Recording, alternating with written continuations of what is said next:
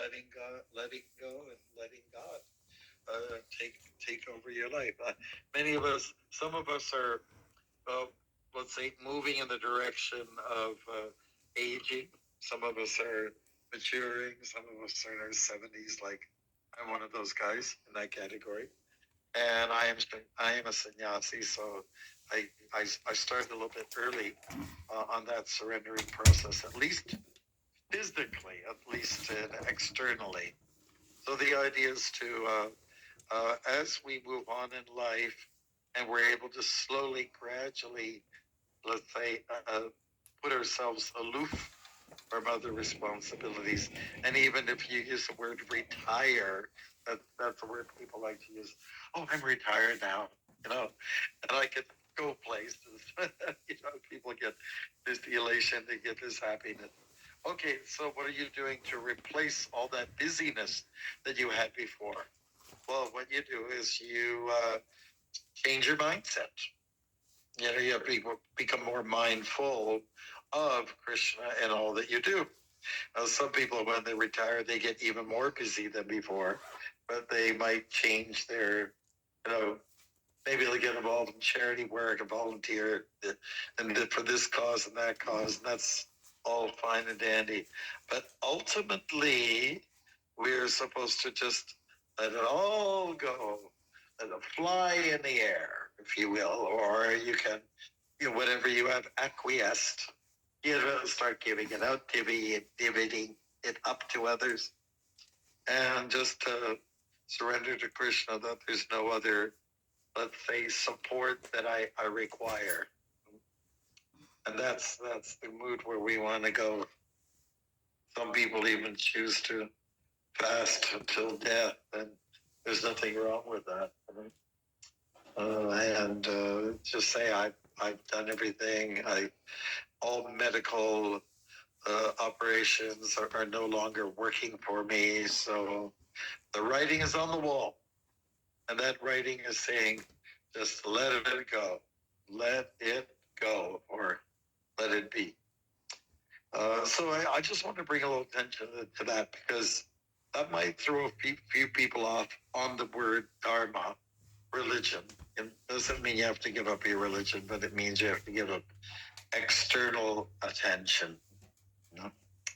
And duty, Dharma meaning duty. And sometimes that makes it a little more helpful. All other duties, responsibilities can be given up and redirected. Everything goes to Krishna. Is that okay, Bruce? And then you don't have to fear. There's no need to fear anymore. Okay, I'd like to open up for discussion, questions devotees may have in regards to what was here, the beautiful purport and the beautiful verse itself. It's a great explanation, Maharaj. Thank you so much. Yeah. The idea is that you have full confidence that Krishna will protect you. Because we talk about all Krishna will take care of me, he'll protect me. But I still have to have my insurance policy. I still have to have my car. I still have to have my winter coat. And I have to have an umbrella for when it rains. Like all these things that we have to all set up in such a way that I'm fully protected. But truly, in the end, we're supposed to let it all go. Just let it. I don't need it anymore. Arjuna, you want to contribute something? Yeah, Hare Krishna. So I'll say just like he protected Prahlad, Maharaj, he also says that for those who he's coming to get, nobody can save them. And for those who he's coming to protect, nobody can kill them. So every time before I leave, I also say my Nrsimha prayers. But if it's my time to go, it's my time to go. What can I do? There's nothing I can do. It's my time. That's right. Yeah, when you get into a car, anywhere in the world, your risks are quite high for being injured or to be thrown out of your car and then another vehicle running right over your body and you're finished. You know that.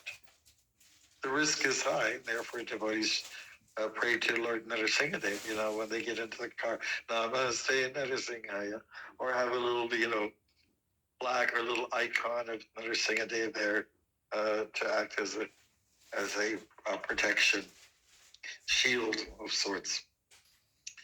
Yeah, but I think that mindset has to be in place. That when you are getting into traffic, anything can happen to you. Anything, anywhere. You can walk along one of the canals in the Netherlands, and you're walking away, and you might fall into the canal and drown. You might die from hypothermia or whatever. Anything can. You can enjoy. Sitting in your on your most favorite chair in your living room, and a tree can, which is what happened to some devotees in Cleveland. A tree just crashed down on their through the roof. They got insurance money and nobody died. I don't think that anything can happen. We heard about a plane malfunctioning, and he rammed into someone's house, and that was the end of the house, and that was the end of the people inside the house. I guess probably the person who's flying the plane too. Anything can happen. So just have that mindset that today I might go. Today may be the day. I have no guarantee. So this is what basically I would say most religions teach this. Just you got to just abandon all those things that you feel are your protectional measures. Just let it go. There is no security but in Krishna, and particularly in his name. Anything else, Bruce?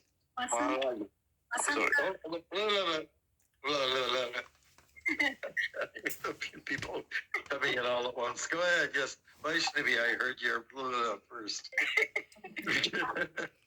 I just wanted to thank you, Maharaj, because this is the most convincing and eye-opening explanation of this verse, because I always used to think this meant that give up all rituals, and surrender unto me.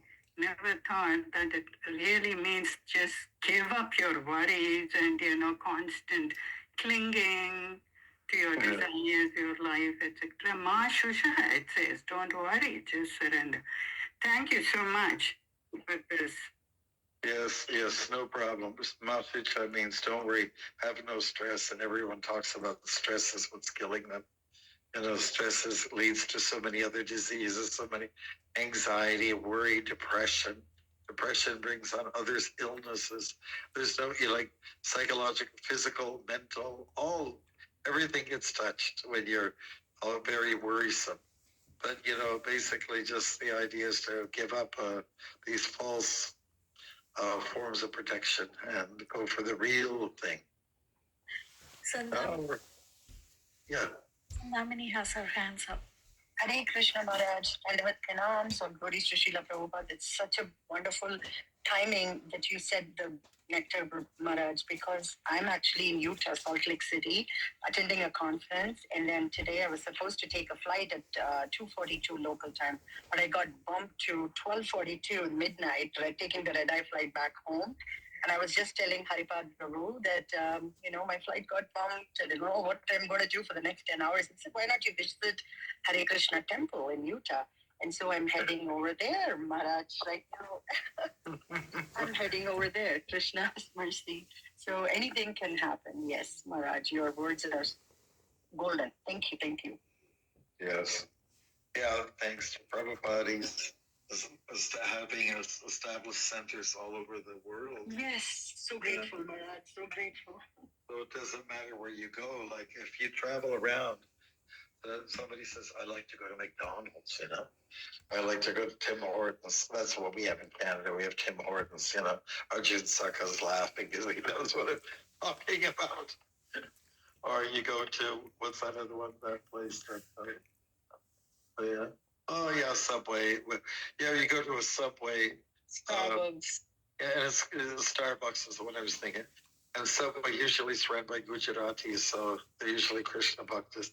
Anyways, the point is you go anywhere and you know what to expect, right?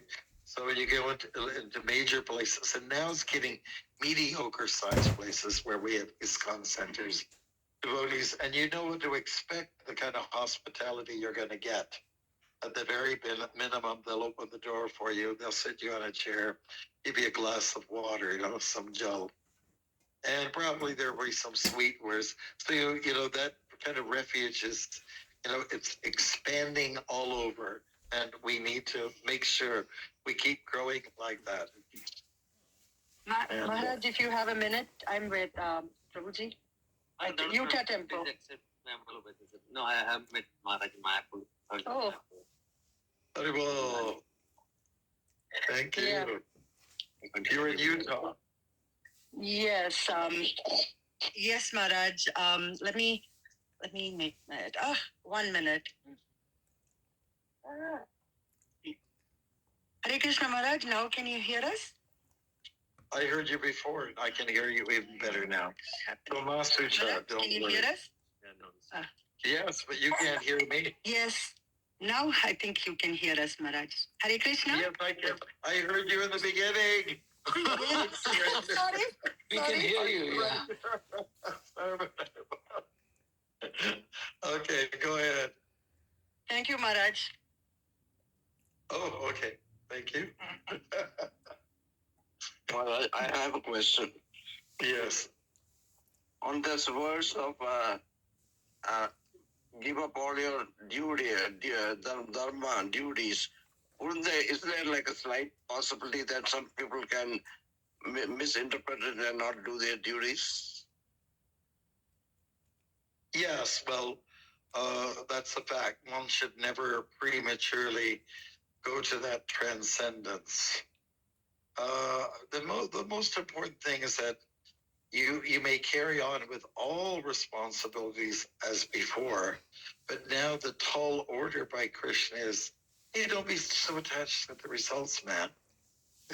Just go and carry on, do what you have to do. Don't try not to be mechanical about it.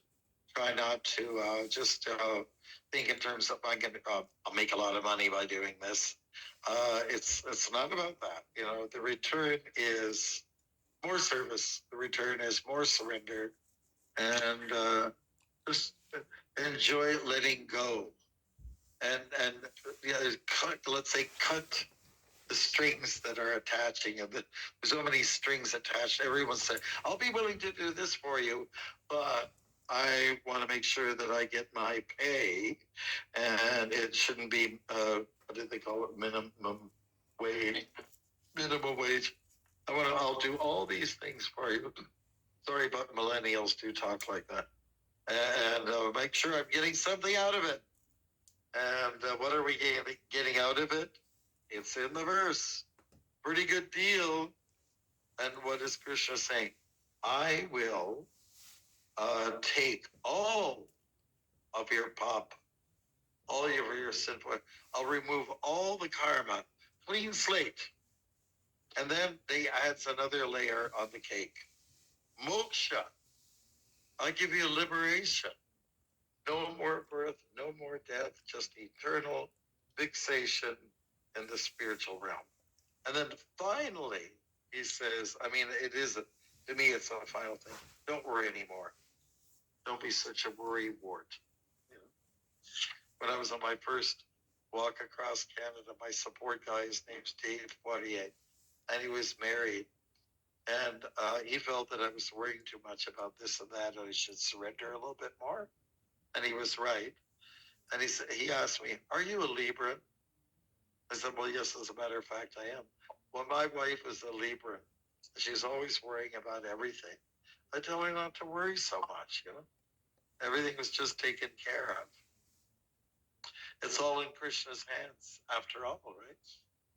So this David was, giving me some, like something I already knew, but he was just reminding me about.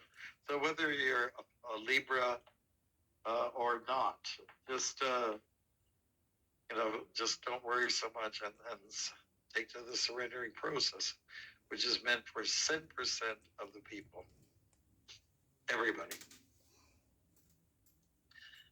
Good. Any other questions that arises in your fertile brains?